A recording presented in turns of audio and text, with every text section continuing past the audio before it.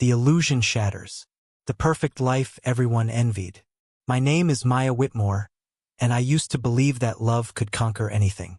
I believed that sacrifice was the same as devotion, that giving up your dreams for someone else made you noble, not foolish. I was wrong about so many things. 8 years ago, I stood in a white dress in front of 200 guests and promised to love Daniel Whitmore forever. I was 26, a rising star in architecture with 3 major design awards and a job offer from the most prestigious firm in Chicago. Daniel was charming, ambitious, working his way up in commercial real estate development. He had a smile that could light up a room and words that made me feel like I was the only woman in the world. "Marry me, Maya," he had said on a rooftop overlooking the city lights. "Build a life with me, not just buildings. We'll create an empire together, you and me." I said yes. How could I not? He made forever sound like a promise worth keeping. When the foundation began to crack. The first year of marriage was everything I had dreamed of. We bought a beautiful townhouse in Lincoln Park, with tall windows and exposed brick walls that I personally redesigned. Daniel's career took off. Mine slowly, carefully began to fade. It started with small requests. "Could you skip the Tokyo conference, babe? I really need you here for the investors' dinner. Maybe take a lighter project load? We're trying for a baby. Remember? It's just for now, Maya. Once my company is established, you can go back full-time." Each compromise felt reasonable in the moment. Each sacrifice seemed temporary. But temporary became permanent. My full-time position became part-time consulting. Part-time became occasional freelance work. Occasional became nothing at all. By year 5, I was a full-time wife, managing our home, planning Daniel's business dinners, supporting his career while mine became a distant memory. By year 7, I couldn't remember the last time someone asked about my dreams. By year 8, I had forgotten I ever had any. Then came the coldness, the distance that speaks louder than words. It started subtly, the way poison moves through water, invisible at first but deadly. Daniel began coming home later. His kisses became brief, mechanical, landing on my forehead instead of my lips. Our conversations shrank to logistics, grocery lists, bills, his schedule. Never mine, because I had no schedule. No life outside of waiting for his. "Are you okay?" I asked one evening as he sat at the dinner table, his eyes fixed on his phone screen, barely touching the meal I had spent 2 hours preparing. "Fine," he muttered, not looking up. "Just work stress." But his stress smelled like expensive perfume. His stress came with unexplained credit card charges for jewelry I never received, dinners at restaurants we never visited together. His stress made him smile at his phone in ways he hadn't smiled at me in months. I am not a fool, though I had been acting like one. I began to pay attention, the evidence hidden in plain sight. Late one Tuesday night, Daniel fell asleep on the couch, his laptop still open beside him. I had never been the type to snoop. Trust was sacred to me. But something that night, some whisper of intuition or self-preservation, made me look. The email tab was open. I saw her name before I saw the message.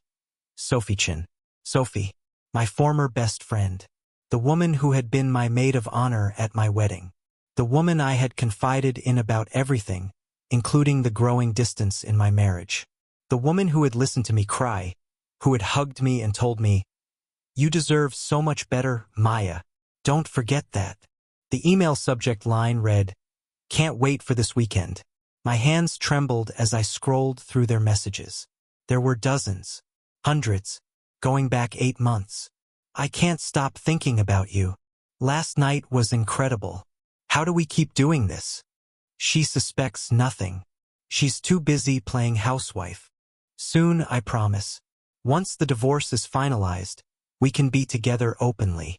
I read every single word. Each sentence was a knife sliding between my ribs, careful and precise. They talked about me like I was an obstacle, a problem to be solved. They laughed about my naivety, my trust. Sophie sent him photos I couldn't bear to look at. Daniel responded with promises I had once believed were meant for me. The final message, sent earlier that day, made my blood turn to ice. She's going to be devastated when she finds out. Do you think she'll fight the divorce? Daniel's response. Maya? Fight? She doesn't have it in her. She gave up her career, her independence, everything. She's got nothing left. This will be easy. The confrontation that changed everything. I didn't sleep that night. I sat in the darkness of our bedroom, the laptop open on my knees, reading their messages over and over until the words blurred together. By the time dawn broke through our expensive curtains, I had memorized every betrayal. When Daniel woke, I was standing in the living room, still in yesterday's clothes, his laptop in my hands. Maya! He rubbed his eyes, confused. Then he saw what I was holding.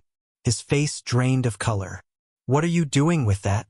Sophie, I said quietly. My voice didn't sound like my own. It sounded hollow, distant, like it was coming from underwater. You're sleeping with Sophie. He didn't deny it. That's what hurt the most. He didn't even try to lie. Listen, he began. Standing up, his hands raised like I was a wild animal he needed to calm. It's not what you think. It's exactly what I think. My hands were surprisingly steady. You've been having an affair with my best friend for 8 months. You've been planning to divorce me. You think I'm weak, broken, easy to discard. The words that became weapons. You want to know why? Daniel's voice suddenly turned sharp, defensive. The charm evaporated, revealing something cruel underneath. Because you became boring, Maya. You used to be interesting, ambitious. Now you're just here, waiting for me to come home like a dog. When was the last time you did something that mattered? When was the last time you were more than just my wife? Each word landed like a physical blow. I stood there, taking it because some part of me had been waiting for this. Some part of me had always known. Sophie is exciting, he continued, pacing now, gaining momentum. She has a career. She challenges me. She's not content just cooking dinner and waiting around. She's somebody. I gave up my career for you, I whispered. You asked me to. I asked you to support me, not disappear. That was your choice. You're the one who became nothing. The cruelty in his voice was breathtaking. This was the man I had loved, had trusted with everything. This was the man I had rebuilt my entire life around. The truth gets darker. I want a divorce, Daniel said flatly. I've already talked to a lawyer. You'll get the townhouse. I'll keep the business assets. It's fair. Fair. The word was laughable. You've been transferring money, I said. I had been going through our financial records for hours. From our joint accounts into offshore accounts I've never seen. 50,000 here, 30,000 there. Over 2 years, Daniel. You've been planning this for 2 years. His jaw tightened. That's business capital. That's marital assets. You've been hiding our money. My money, he corrected coldly. Money I earned. You haven't contributed financially to this marriage in 3 years. The accusation stung because it was partially true. But it wasn't the truth. I had contributed everything. My time, my energy, my dreams, my identity. I had built the life that allowed him to focus solely on his career. I had been his foundation. And now he was kicking that foundation out from under me and calling it fair. Sophie's pregnant, he said suddenly, viciously, like he wanted to watch me shatter. We're having a baby. I'm going to be a father. With her. The room tilted. We had been trying for a baby for 3 years. 3 years of negative tests, of doctor's appointments, of hope slowly dying. And now this. Get out, I whispered. This is my house too. Get out. My voice broke, but I held his gaze. Take whatever you want. Just leave. He left. He took a suitcase of clothes and his laptop. He didn't look back. Within an hour, I was alone in the townhouse that suddenly felt like a museum of broken promises. The moment everything changed. I spent 3 days in that house without leaving. I didn't eat, barely slept. I moved through the rooms like a ghost, touching things that had once meant something. The wedding photos I took down and smashed, the furniture we had chosen together, the kitchen where I had cooked 1,000 meals he barely tasted. On the 4th day, I found myself standing in front of the mirror in our bathroom. I looked terrible. My eyes were hollow, my skin pale, my hair unwashed. I looked like someone who had given up. And then I heard my mother's voice in my head. She had passed away 2 years earlier, but her words were clear as if she were standing beside me. Maya, baby, never lose yourself for anyone. The moment you do, you become a ghost in your own life. And ghosts can't fight back. I had become a ghost. Daniel was right about that. But he was wrong about one thing. I wasn't going to stay that way. The plan begins to form. That afternoon, my phone rang. It was Elena Rodriguez, my former mentor from architecture school. We had stayed loosely in touch over the years, though I had been too ashamed to tell her how completely I had abandoned my career. Maya! Her voice was warm, energetic. I just heard you're back on the market. A little bird told me you might be looking for work again. I almost laughed. Back on the market. As if I were a product. Commodity. Maybe I was. Who told you that? Does it matter? Listen, I'm starting a new firm. Sustainable urban design, focusing on affordable housing. I need someone brilliant, someone hungry. I thought of you immediately. Are you interested? I looked at myself in the mirror again, at the ghost staring back at me. Yes, I said. My voice was stronger than I expected. Yes, I'm very interested. Wonderful. Can you come in Monday for a meeting? Monday. For days away. For days to decide what kind of woman I was going to be. I'll be there, I promised. When I hung up, something had shifted inside me. The grief was still there, sharp and heavy, but beneath it was something else, something harder. Daniel and Sophie thought I was broken, easy to discard, too weak to fight back. They were about to discover how wrong they were. The promise I made to myself. That night, I sat at the kitchen table with a notebook and pen. My hands no longer shook. My mind was clear. At the top of the page, I wrote, "They took everything. Now I take it back." Beneath it, I began to make a list. Every asset Daniel had hidden. Every design I had created that he had used in his projects without credit. Every connection, every contact, every piece of leverage I could find. I had spent 8 years supporting his career, learning his business inside and out. I knew where the bodies were buried. I wasn't going to scream or beg or fall apart. I was going to do something much more dangerous. I was going to rise. By the time the sun came up, I had a plan. It would take time. It would take patience. It would require me to be smarter, stronger, and more ruthless than I had ever been. But I had something Daniel and Sophie didn't have. Nothing left to lose. And a woman with nothing to lose is the most dangerous force in the world. The game had begun. They just didn't know it yet. The silent resurrection. The woman no one expected. Monday morning arrived with rain that matched my mood. Cold, relentless, cleansing. I stood in front of my closet, staring at clothes I hadn't worn in years. Professional clothes. The sharp black blazer I had bought for my last major presentation. The pencil skirt that made me feel powerful. The heels that added 3 inches to my height and 1,000 miles to my confidence. I put them on slowly, deliberately, like armor before battle. When I looked in the mirror, I barely recognized myself. But that was good. The old Maya was gone.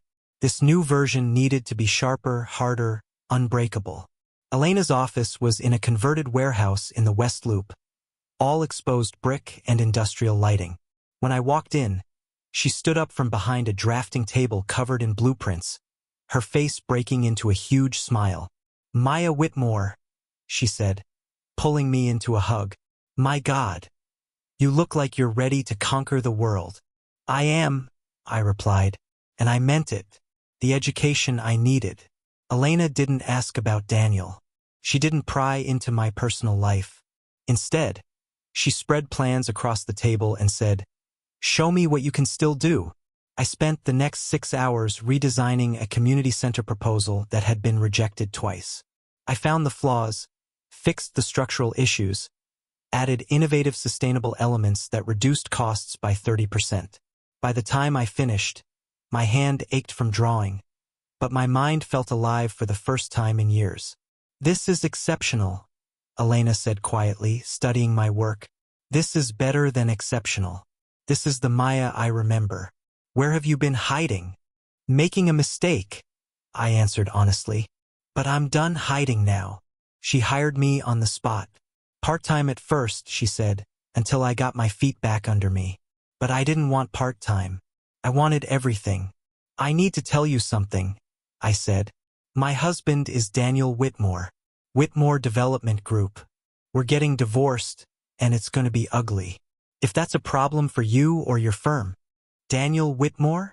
Elena's expression hardened. "The man who stole Sarah Chen's waterfront design last year and claimed it was his own original concept?" I felt ice run down my spine. "What?" "He settled out of court. Paid her off to keep it quiet. It's not public knowledge, but people in the industry know. He's got a reputation, Maya. Brilliant salesman, questionable ethics." She paused. "Did you know about this?" I shook my head, but pieces were clicking into place. Designs I had sketched years ago that had appeared in Daniel's portfolios. Ideas I had mentioned casually over dinner that became his projects. He hadn't just stolen from Sarah Chen. He had been stealing from me. "No," I said slowly, "but I'm going to find out everything." The secret double life. I became two people. During the day, I was the broken wife playing the role Daniel expected. I stayed in the townhouse, appearing defeated, occasionally texting him about divorce logistics. I let Sophie see me looking sad and worn down when we ran into each other at the grocery store. I wanted them comfortable, confident they had one. But at night, I transformed. I worked until 3 in the morning, taking on every project Elena offered. I reconnected with old colleagues carefully, strategically. I rebuilt my portfolio. I studied Daniel's company with the focus of a detective investigating a crime. Because it was a crime. The more I dug, the more I found. Daniel's company was drowning. The successful image he projected was an illusion built on debt and borrowed time. He had 3 projects in development, all over budget and behind schedule. His investors were nervous. The banks were circling. He needed a miracle to keep his company afloat. And his miracle was named Sophie Chen. The golden goose he couldn't afford to lose. Sophie came from money. Real money. Her family owned a chain of luxury hotels across Asia. Her trust fund could buy and sell Daniel's entire company 3 times over. That's what this was really about. Not love. Not passion. Money. Daniel had calculated that divorcing me and marrying Sophie would solve all his financial problems. Her family's connections would open doors. Her money would bail out his failing projects. I was being discarded not because I was boring, but because I was broke. The irony was brutal. I had given up everything to support his career, and now that career was eating itself alive, and he needed a richer wife to save it. I started documenting everything. Bank statements showing the hidden transfers. Emails proving he had used my designs without credit. Text messages between him and Sophie discussing how to minimize what I would get in the divorce. Every conversation I had with Daniel, I recorded on my phone. "How are you doing?" Daniel asked during one of our rare phone calls about dividing assets. His voice had that fake concern that made my skin crawl. "I'm surviving," I said, keeping my voice small and defeated. "It's hard, Daniel. I don't know how I'm going to manage financially." "You'll figure it out. You're stronger than you think." The patronizing tone made me want to scream. Instead, I smiled. "Maybe you're right. Maybe I do need to be stronger." He had no idea what was coming. The competition that changed everything. 3 months into my resurrection, Elena burst into the office with news that made my heart stop. "Maya, look at this." She thrust a magazine at me. It was an international architecture journal announcing a major competition. Redesigning a historic district in Barcelona into a sustainable mixed-use development. First prize, $5 million and the contract to build it. "We should enter," she said excitedly. "Elena, we're a 3-person firm. We're competing against companies with hundreds of employees. So, you're brilliant. I'm experienced. We've got nothing to lose." She was right. We had nothing to lose, but I had everything to gain. We spent 6 weeks on that proposal. I poured every ounce of creativity, every lesson I had learned, every dream I had abandoned into those designs. I created something beautiful and functional, something that honored the past while embracing the future. It was the best work I had ever done. We submitted it under a pseudonym, MER Design Group, my initials plus Elena's and her partner Ricardo's. Safe. 2 months later, Elena got the call. We had one. Out of 237 submissions from around the world, ours had been chosen. I stood in the office, shaking, as Elena jumped up and down screaming with joy. We had won $5 million. We had won international recognition. We had won everything. And Daniel had no idea it was me, the trap I had been building. That night, I did something bold. I created a new company website for MER Design Group. I listed our winning project prominently.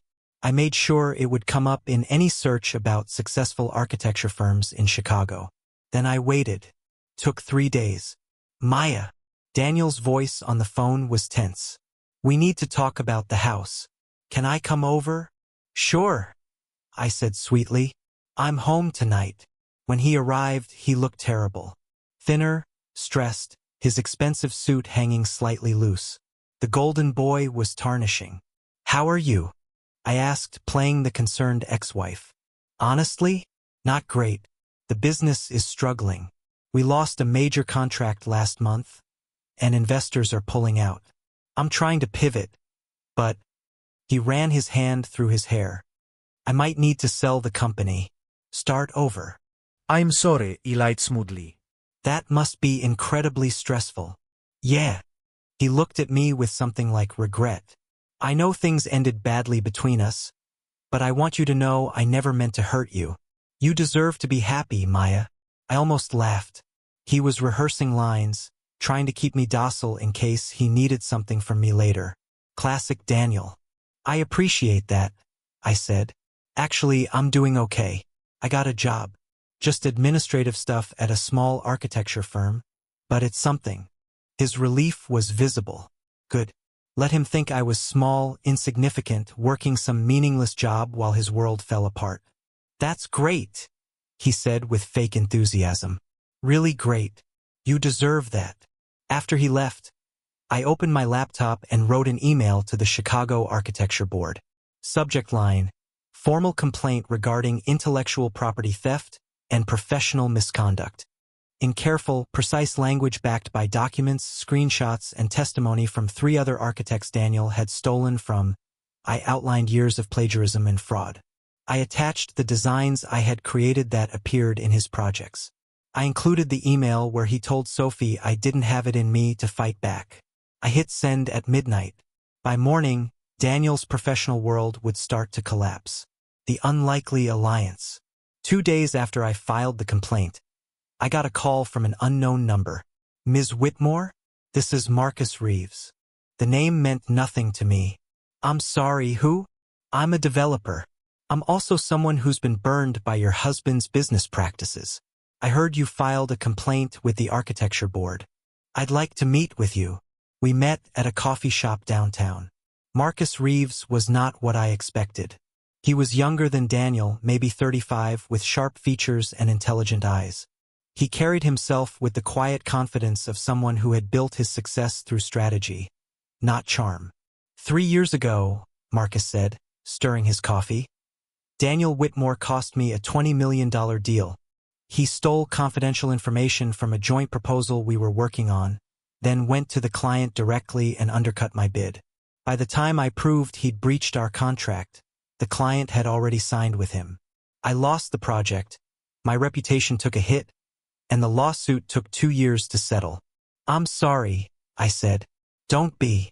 I got my money back, but I never got revenge. Then I started hearing rumors about his company failing. I've been watching, waiting for the right moment to strike. He leaned forward. Then I heard about you, about what he did to you and your career, about the complaint you filed. And I thought, maybe we could help each other. How? I own a development company. We're about to bid on a major project, a sustainable housing complex right here in Chicago. The project Daniel desperately needs to save his company. But the client is very particular about ethics and reputation. If Daniel's professional license gets suspended, he can't bid. If he can't bid, I win the project by default. And if I win, I need an architecture firm to design it. The pieces clicked together. MER Design Group. Marcus smiled. Elena is an old friend. She told me about her brilliant new partner. I looked at your Barcelona project. It's extraordinary. If you design my housing complex, and if we make sure Daniel can't compete, we both get what we want. What do you want? I asked carefully. Justice, Marcus said simply. And a damn good building. I extended my hand. Then we have a deal. The dominoes begin to fall. The architecture board moved faster than I expected. Within 2 weeks, they opened a formal investigation into Daniel's practices. His license was suspended pending review. His name appeared in industry publications, not as a rising star, but as someone under investigation for plagiarism and fraud. The phone calls from investors dried up. Clients began requesting contract reviews. His projects stalled. Sophie's family heard about the scandal. Old money, I learned, cares deeply about reputation. Her father called Daniel personally to suggest he distance himself from their family until the situation was resolved. Translation: the money train had stopped. I watched it all unfold from my front row seat, maintaining my appearance as the broken ex-wife who knew nothing. I ran into Sophie at a charity event, and she looked at me with something between pity and contempt. I hope you're doing all right, she said sweetly. I know this must be hard for you. I smiled my most fragile smile. I'm managing. It's all I can do. She touched my arm with fake sympathy. You'll find your way. Some people are just meant to support others, you know? That's nothing to be ashamed of. I wanted to laugh in her face. Instead, I nodded sadly and walked away. She had no idea that the woman she pitied was the architect of her downfall. The cracks in their foundation. Daniel and Sophie's relationship began to fracture under the pressure.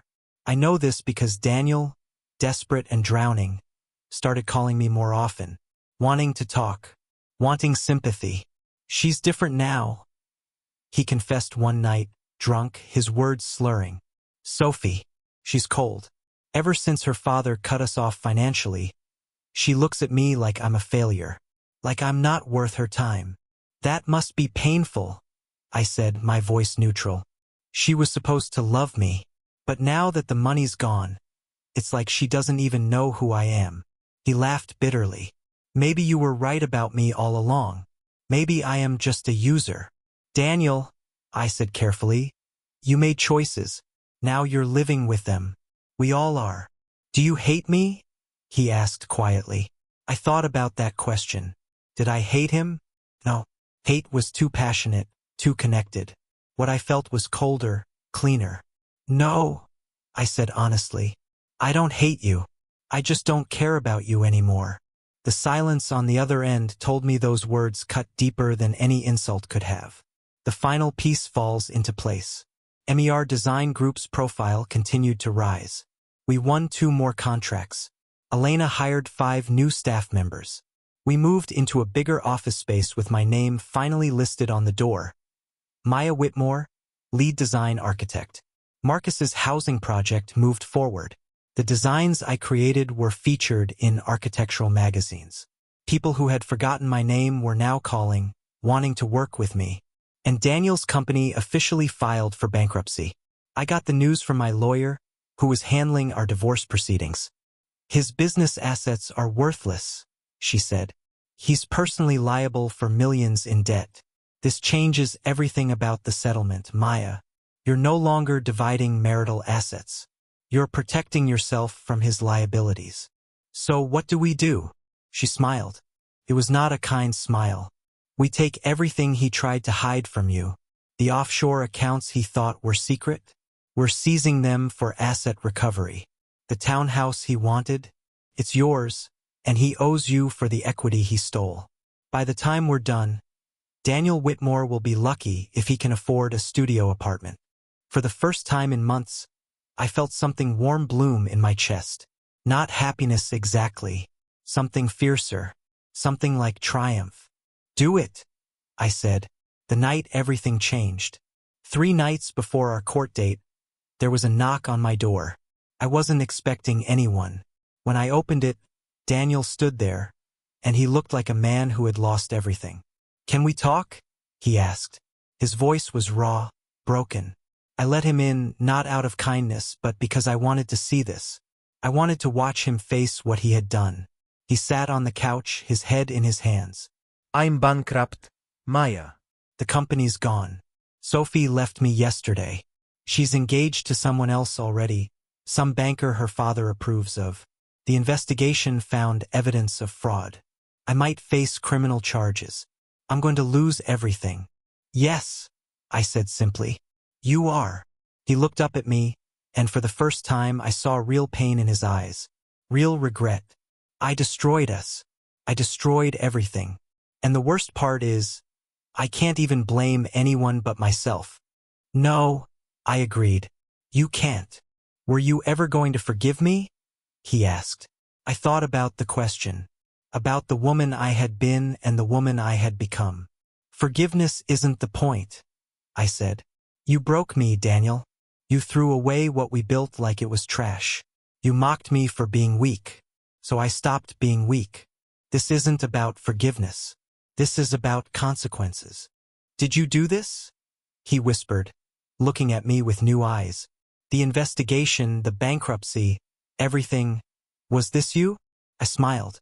It was the smile of a woman who had reclaimed her power. You said I didn't have it in me to fight back, I replied softly. You were wrong. The realization crashed over his face like a wave.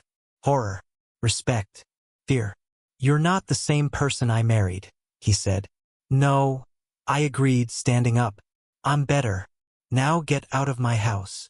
He left without another word, and I knew I would never see him again. The game wasn't over, but I had already won. Justice served cold. The courtroom where truth prevails. The divorce hearing was scheduled for a Thursday morning in early October. The courthouse was sterile and cold.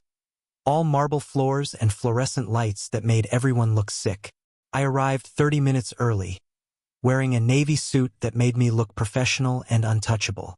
My lawyer, Patricia Chen, no relation to Sophie, was a shark in designer heels who had spent 3 months preparing for this moment. Daniel arrived 10 minutes late with a court-appointed attorney because he could no longer afford his expensive legal team. He looked diminished somehow, smaller than I remembered. His suit was wrinkled. His eyes were hollow. When he saw me sitting there, composed and calm, something flickered across his face. Recognition, maybe, or fear. Sophie was nowhere to be seen. She had already moved on, her engagement to the banker announced in the society pages 2 weeks ago. She hadn't even waited for the ink to dry on Daniel's bankruptcy papers. All rise, the bailiff announced, and Judge Margaret Thornton entered. She was a woman in her 60s with steel-gray hair and a reputation for not tolerating nonsense. Patricia stood. Your Honor, we're here today to finalize the dissolution of marriage between Maya Whitmore and Daniel Whitmore, and to address significant issues of asset concealment, fraud, and financial misconduct.